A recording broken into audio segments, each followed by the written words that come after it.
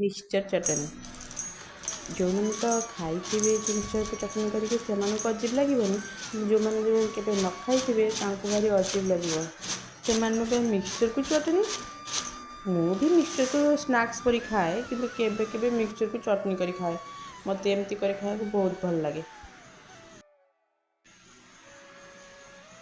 मु कौन करे ना मिक्सचर रे पियाज लंका लुण दी चटनी कर दिए या भात सह लगे खाए मत भात सह बहुत भल लगे।